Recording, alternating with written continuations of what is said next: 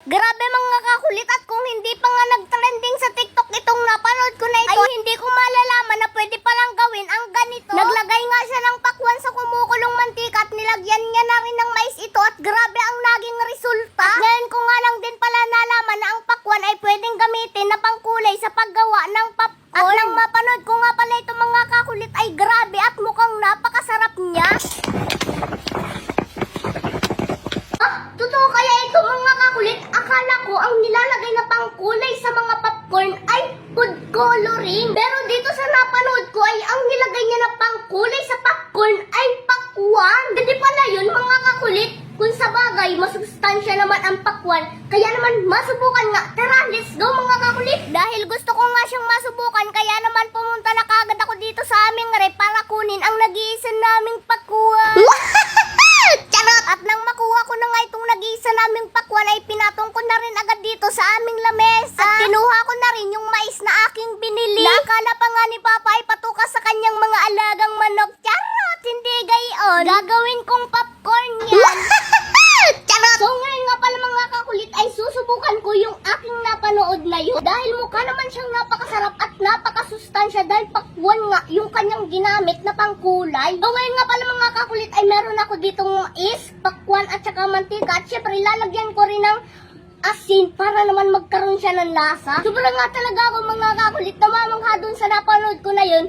Kasi ang akala ko na ginagamit na pangkulay sa mga popcorn ay food color. Pero dun nga sa napanood ko ay ang ginamit niya na pangkulay sa popcorn ay pakwan. Hindi ko nga alam mga kakulit kung matutunaw ba ito ng mantika, kaya nililitan ko lang. At ito na nga pala mga kakulit ang aking lutuan. At ngayon nga pala mga kakulit ay susubukan ko na yung aking napanood na yun. Kasi mukha naman talaga siyang napakasarap. Kaya naman ano pang hinihintay natin? Kaya naman tara, let's go! Ito na rin nga pala mga kakulit ang aming mahiwagang kawali na aking kasing puti. Kaya naman ang may handa ko na nga itong aking lahat ng mga gagamitin ay isinalang ko na rin itong aming pinakamahiwagang kawali na aking kasing puti. Charot! Hindi gayon. Charot! So ayan mga kakulit at ilalagay ko na nga itong tatlong gayat ng pakwan. Yan. Matutulong kaya ito dito? Ayan! Ayan! Yay! Sobrang akong natutuwa dito sa ginagawa ko na ito dahil hindi ko nga alam kung anong magiging resulta nito. Kung magiging kagaya nga ba siya nung aking napanood. At habang niluluto ko nga pala itong pakwan ay napapansin ko na parang hindi natutunaw itong pakwan. Pero yung kulay niya ay halos kumakalat na dun sa kumukulong mantika. Kaya mga kakulit ay ilalagay ko na nga itong mais dahil durog na nga yung pakwan at mapula na yung mantika. So ngayon titingnan ko kung anong kakalabasan nito, kung magiging kulay pula nga ba siya.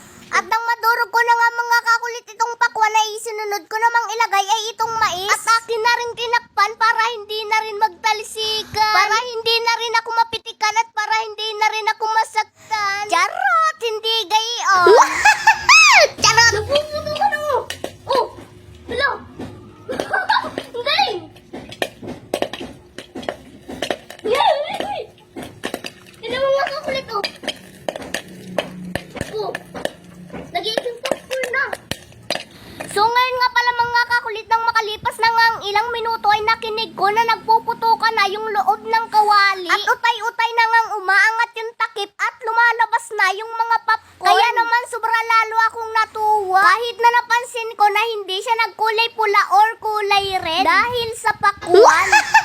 Mga kakulit at ito na nga yung finally ng ginawa nating popcorn sa pakwan. So ayan mga kakulit oh, kung makikita nyo po, hindi siya masyadong pumula. Siguro mga kakulit kaya hindi siya pumula dahil yung pakwan na inilagay ko ay kaunti lang. So legit naman pala siya mga kakulit na laging popcorn. Ayan o, tikman ko. Oh. Hindi nga lang siya pumula mga kakulit na kagaya nung sa napanood ko na inaasahan ko. Yan oh. Pero naging kulay red naman siya ng kaunti. So ayan mga kakulit at isa nga sa napansin ko dito sa pakwan sa popcorn na to ay bumango siya. Siguro mga kakulit dahil dun sa pakwan. Ayun oh. Amoy niyo mga kakulit. Grabe nakakain nyo yung amoy niya mga kakulit. Siguro mga kakulit yung pakwan, pampabango lang yun, hindi pampapula talaga. Kung kayo'y magluluto mga kakulit ng popcorn, itry nyong lagyan ng pakwan para malaman nyo kung talagang napakabango niya. Pero legit mga kakulit, napakabango niya. So ayan mga kakulit, at magme-merienda muna ako nitong popcorn na aking ginawa.